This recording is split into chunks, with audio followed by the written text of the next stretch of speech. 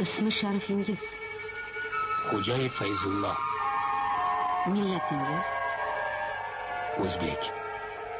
Ma'lumotingiz? O'rta.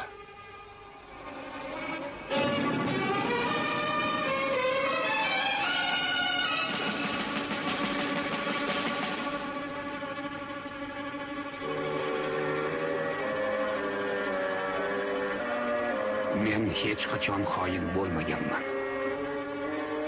Qotil bo'lmaganman. Yashashni xohlayman. Meni o'ldirmang.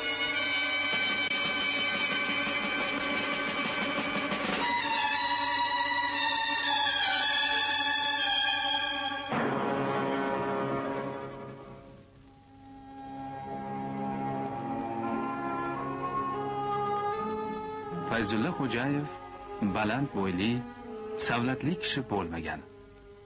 Lekin u so'zlaganida aql zakovatining qudratli kuchi, ovozi, jo'shqin qo'l harakatlari har qanday tinglovchini ham sehrlab qo'yardi. Chinakam ziyolilik, samimiyat, to'g'ri so'zlik, el yurt manfaatlari bilan yashash uning ustuvor fazilatlari edi.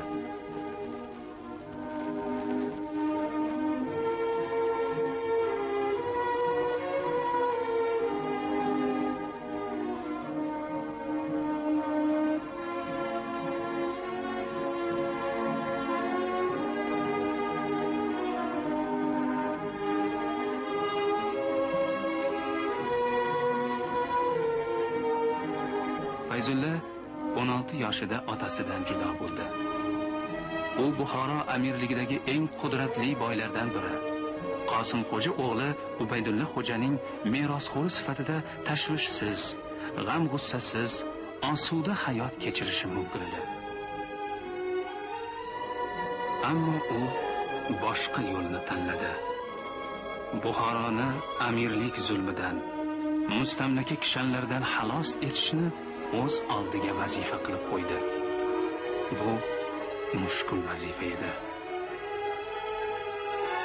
1937-yili bo'lib o'tgan sudda Fayzulla Xo'jayevga haqiqatni aytish imkoni berilmadi. Keling, bugun unga so'z beraylik. Amir Buxorosi jo'g'rofiy jihatdan O'rta Osiyoning eng ichkarisida, madaniyatning katta bekatlaridan olisda, lekin qadimiy jahon yo'llarining qoq markazida joylashgan edi. Mamlakatni aholi manfaatlaridan uzoq bo'lgan amaldorlar idora qilar. Ularga saroyning xilvat xonalarida yo'l yo'riqlar berilar edi. Tabiiyki, bunday tuzum sharoitida poraxo'rlik va o'zboshimchalik juda ham avj olgan edi.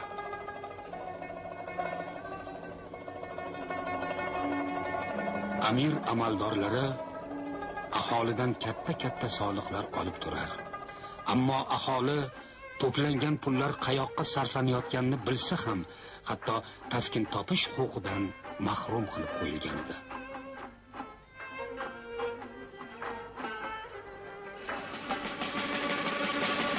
O'tgan asrning o'rtalarida chorizmning O'rta Osiyoga harbiy yurishlari boshlandi.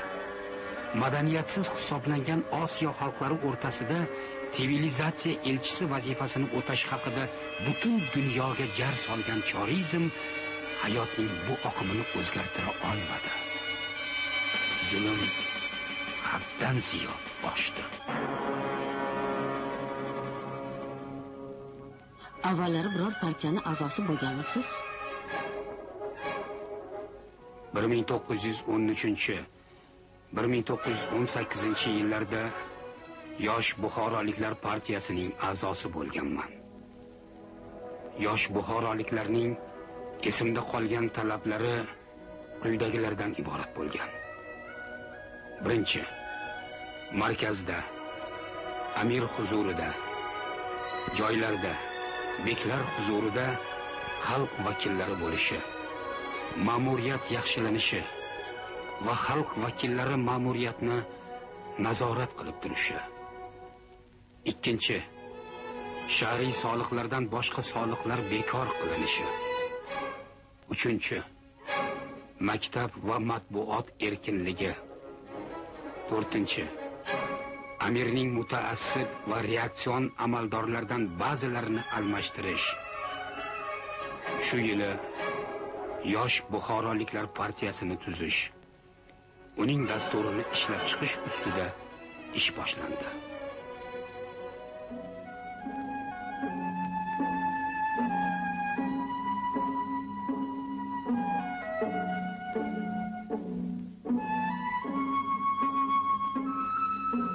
Jadid yangi degan ma'noni anglatadi.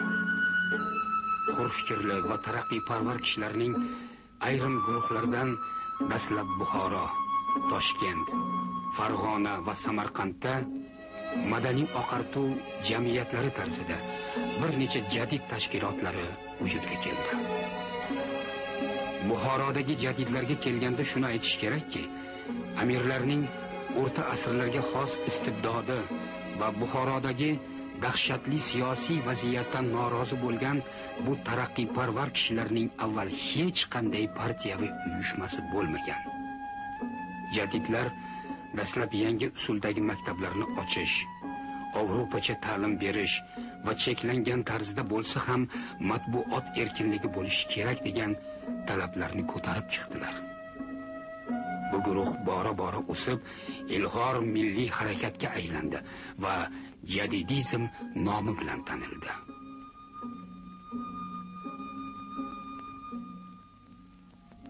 Siyosiy faoliyatingiz tufayli qamalganmisiz? 1917-yili Amir hukumati bizlarni o'limga hukm etgan. Rossiyaga qochganman. 1918-yili Dutov hibsga olgan. 4 oy qamoqda yotganman. Keyin Moskvaga qochib borganman.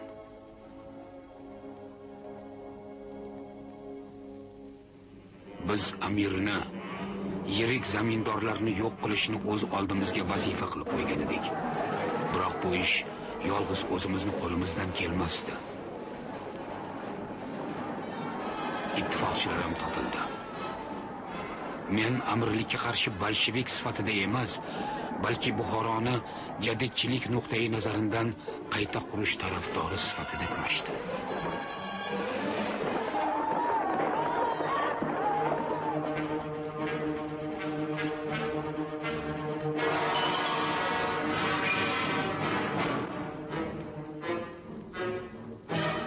Lavozimingiz? Buxoro xalq komissarlari kengashining raisi, tashqi ishlar komissari.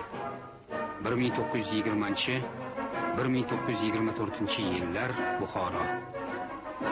So'ngra O'zbekiston xalq komissarlari kengashining raisi. 1925-1937-yillar Samarqand, Toshkent. Fayzulla Xo'jayev O'zbekiston hukumati raisi. U o'z zimmasiga yuklangan mas'uliyatni chuqur idrok etdi. Shuni aytish lozimki, Fayzulla Xo'jayev o'sha o'ta ziddiyatli vaziyat mahsuli zamona rasmiy siyosatiga ham amal qildi. Ammo uning faoliyatida vatani O'zbekiston, o'z xalqiga sadoqat hamisha ustuvor bo'lgan. Yuksak minbarlardan qilgan ma'ruzalarda yurtimiz istiqboli, xalqimizning tinch va osuda hayoti, munavvar va farovon kelajak yo'lidagi mehnat haqida jo'shib so'zladi. Xalq va jamiyat manfaatlari yo'lida mehnat qilgan Fayzulla Xo'jayev respublikaning qator jiddiy muammolarini ham chetlab o'tmadi.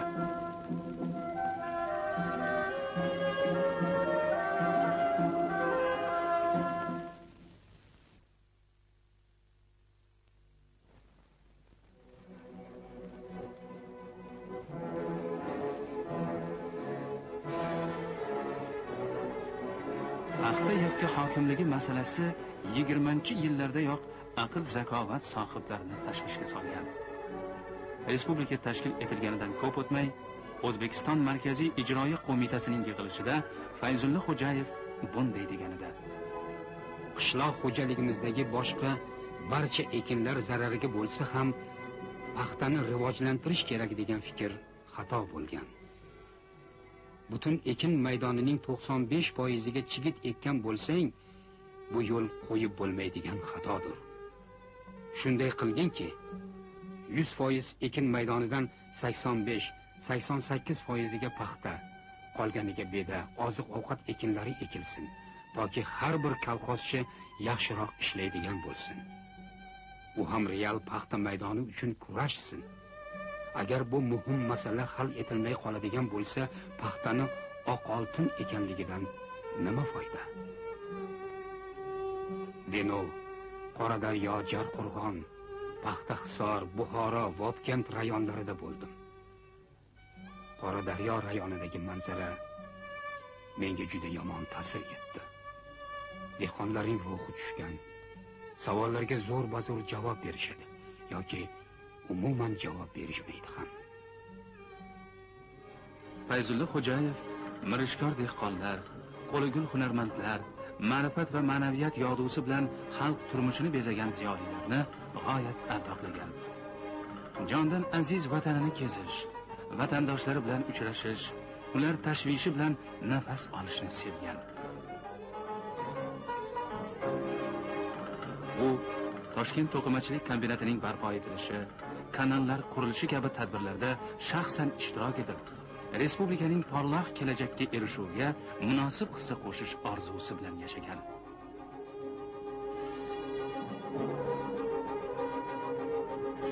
Lekin u ona vatanining gullab yashnashini, vatandoshlarining farovon hayotga erishishlarini qanchalik istamasin, bolsheviklar tuzumi bu serquyosh o'lkani mustamlakachilik zanjirlari bilan chirmab tashlayotganida.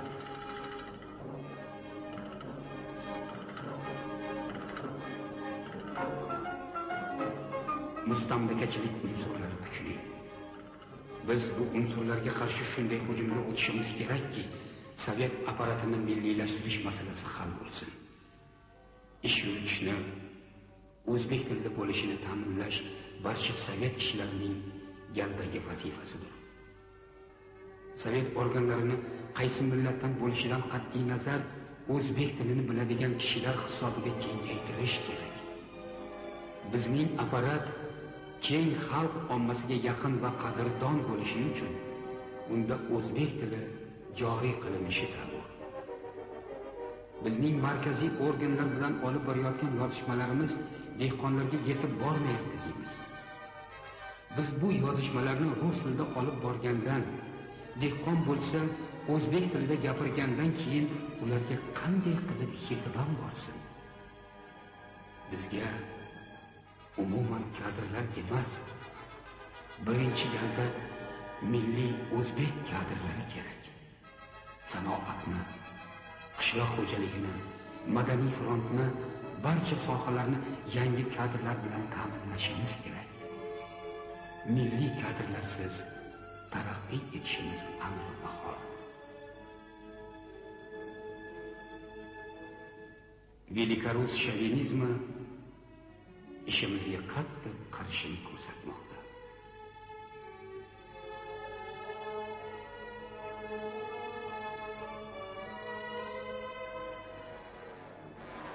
Bir 1937 yilning yoz oylarida Fayzulla Xo'jayev Moskvada hibsga olindi.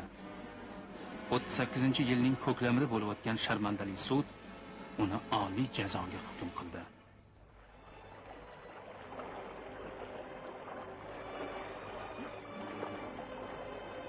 Fayzulla Xo'jayev istiqlolning shirin ta'mini totish orzusida edi.